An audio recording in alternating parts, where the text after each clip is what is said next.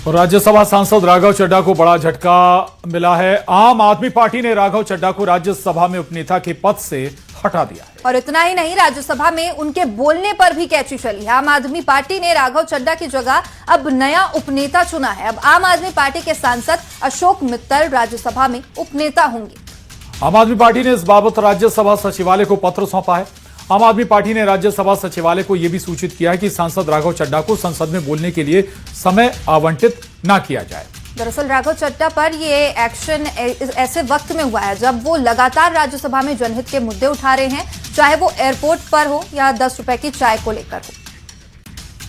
बात करते हैं राजधानी भोपाल की, जहां मुस्लिम पक्ष ने पुलिस में शिकायत की है। मुस्लिम पक्ष का आरोप है कि कुछ हिंदू संगठन ऐसे हैं जो भोपाल का माहौल बिगाड़ने की कोशिश कर रहे हैं। ऐसे लोगों पर सख्त कार्रवाई की मांग की है और कांग्रेस विधायक आरिफ मसूद ने कहा कि अगर प्रशासन ने कार्रवाई नहीं की तो मुख्यमंत्री आवास का घेराव किया जाएगा।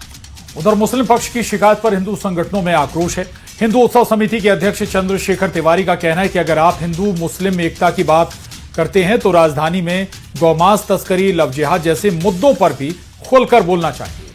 उन्होंने कहा है कि सिर्फ एक तरफा आरोप लगाना सही नहीं है।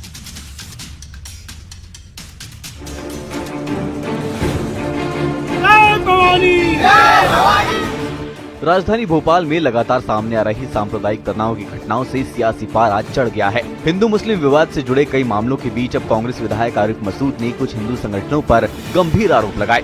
आरिफ मसूद ने कहा कि कुछ लोग जानबूझकर माहौल खराब कर रहे हैं। आरिफ मसूद के बयान पर हिंदू उत्सव समिति के अध्यक्ष चंद्रशेखर तिवारी ने कहा कि अगर आप हिंदू मुस्लिम एकता की बात करते हैं तो राजधानी में गौमांस तस्करी, लव जिहाद जैसे मुद्दों पर भी खुलकर बोलना चाहिए। सिर्फ एक तरफा आरोप लगाना सही नहीं। मैंने आज कमिश्नर से कहा कि ये कौन चेहरे, ये जो 3-4 चेहरे बार बार उपद्रव कर रहे हैं, बार बार जगह जगह आ जाते हैं, इन चिंटुओं के ऊपर अब कार्रवाई करो, वक्त आ गया है। ये चिंटू अब ऐसे नहीं चलेंगे, भोपाल का माहौल नहीं बिगाड़ेंगे, इन पर कार्रवाई होना चाहिए। और हम इंतजार करेंगे, उम्मीद करेंगे प्रशासन से कि प्रशासन कार्रवाई करेगा। और इन लोगों ने 2 बार करा है। उनसे और उनके बाप दादाओं से पूछिए कि जब आदिल हिंदू लड़की को लेकर तेरा दुर्गा भागा था तब क्या कर रहा था? जब तूने जो है गदर कांड में हाथ काटा था तब क्या कर रहा था? तब कौन सांप्रदायिक सौहार्द खराब कर रहा था?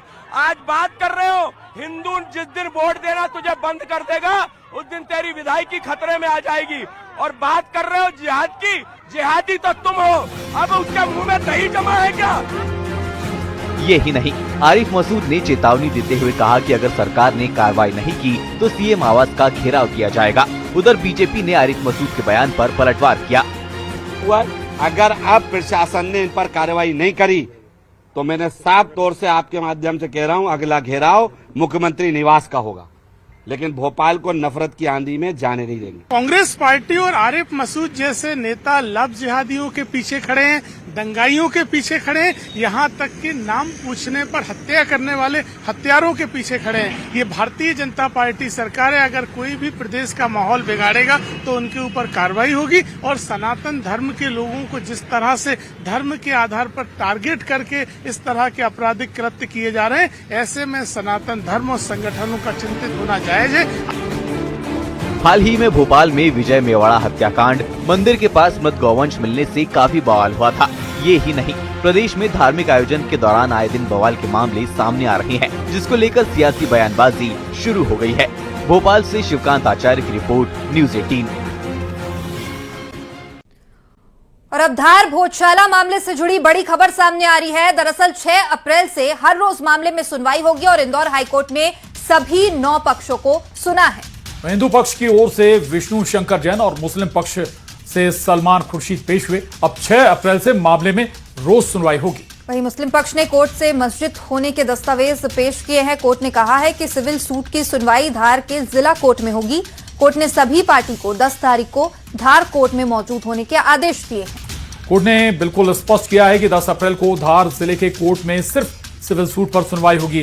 बाकी 5 याचिका जो धार भोजशाला विवाद को लेकर लगी हुई हैं, उस पर 6 अप्रैल से लगातार इंदौर हाईकोर्ट में दोपहर 2:30 बजे से सुनवाई होगी। माननीय उच्च न्यायालय खंडपीठ इंदौर के डिवीजन बेंच के समक्ष भोजशाला के मामले की सुनवाई हुई है, जिसमें कल जो सुप्रीम कोर्ट ने जो एक आदेश पारित करा है इस याचिका में, मुस्लिम पक्ष जो है सुप्रीम कोर्ट गया था वीडियो फोटो के लिए। उस याचिका में जो आदेश हुआ है वो माननीय न्यायालय को अवगत कराया है। माननीय न्यायालय ने सभी पक्षों को सुनने के बाद 6 अप्रैल सोमवार को मामले की अगली तारीख निर्धारित करी है और उस दिन सोमवार के 2:30 बजे से इस मामले की सुनवाई होगी। फाइनल आर्गुमेंट के लिए पहले पिटिशनर्स को सब 5 पिटिशन क्लब होकर चल रही है, तो सभी पिटिशन में पहले पिटिशनर्स को, उसके बाद रेस्पोंडेंट्स को और उसके बाद जो इंटरवीन एप्लीकेशन जो इसमें लगी हुई है उन सबको क्रमवार माननीय न्यायालय सुनेगा। देखिए, हमने जैसा कि आप पहले से जानते हैं इस चीज को, कि हमारे द्वारा ये ऑलरेडी बताया जा चुका था कोर्ट को कि ये जो मामला है, ये पूरा मामला क्योंकि मल्टीपल डिस्प्यूटेड फैक्ट्स इसमें इन्वॉल्व है, तो इसलिए इसको सिविल सूट में सुना जाना आवश्यक है। और इसी वजह से हमने पिछली बार भी कोर्ट से रिक्वेस्ट करी थी एज एन इंटरवीनर कि इसको सारी जो एसेंशियल पार्टीज हैं, नेसेसरी पार्टीज हैं, इनको सबको सिविल सूट में भेजा जाए। उसके बाद हमने परिस्थितियों को देखते हुए और एक सिविल सूट ऑलरेडी हम फाइल कर चुके हैं धार में, जिसमें हमारी पहली सुनवाई हो चुकी है, जो कि टाइटल डिक्लेरेशन और उस सो कॉल्ड विवादित स्थल को मस्जिद बताया गया है। तो एमपी कांग्रेस को एक बार फिर से बड़ा झटका लगा है। राज्यसभा चुनाव से पहले ही कांग्रेस के एक और विधायक की विधायकी जा सकती है। दरअसल दतिया से कांग्रेस विधायक राजेंद्र भारती को 27 साल पुराने एफडी हेराफेरी मामले में दोषी करार दिया गया है। कोर्ट ने उन्हें 3 साल की सजा सुनाई है और उन्हें आपराधिक साजिश, धोखाधड़ी, जालसाजी में दोषी माना गया है। इससे पहले विजयपुर से कांग्रेस विधायक मुकेश मल्होत्रा पर हलफनामे में आपराधिक जानकारी छिपाने के मामले में हाईकोर्ट ने उनका चुनाव शून्य घोषित कर दिया था।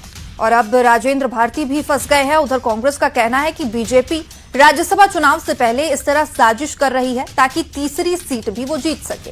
हालांकि बीजेपी ने कांग्रेस के आरोपों को सिरे से नकार दिया है।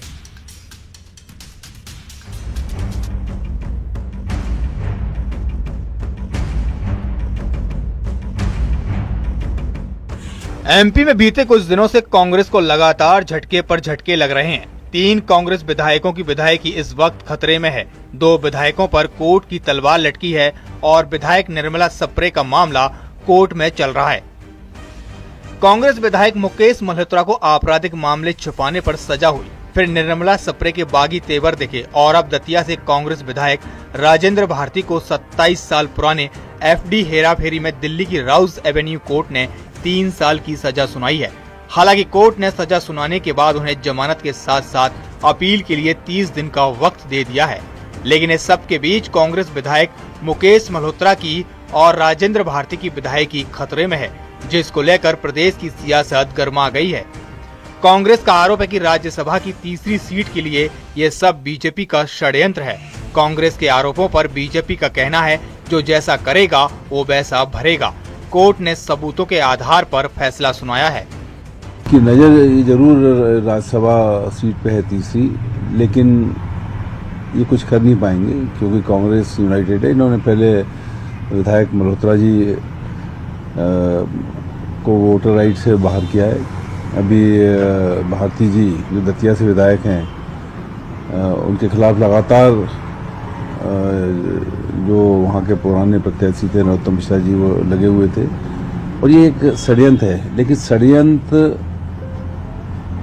फेल होंगे। आज हनुमान जयंती है और निश्चित तौर पर मैं कह सकता हूं दावे से कि ये षड्यंत्र सफल नहीं होगा। धोखाधड़ी राजेंद्र भारती करें, गबन राजेंद्र भारती करें, झूठ मुकेश मल्होत्रा अपने एफिडेविट में लिखे और जो प्रमाणित हो न्याय की परिधि पर, न्यायालय सजा सुनाए दोष भारतीय जनता पार्टी का, मतलब चोरी और सीना चोरी कांग्रेस की, आरोप भारतीय जनता पार्टी पर। अरे भैया, क्यों ऐसे काम करते हो कि कोर्ट आपको दोषी ठहराए?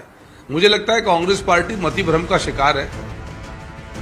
जून में राज्यसभा की 3 सीटों के लिए एमपी में चुनाव होने वाले हैं, लेकिन इससे पहले कांग्रेस के 3 विधायकों की स्थिति स्पष्ट नहीं है। इसके अलावा क्रॉस वोटिंग भी कांग्रेस की मुसीबत बढ़ा सकती है। ऐसे में राज्यसभा चुनाव के दौरान कांग्रेस के साथ खेला हो सकता है। Bureau report, news 18।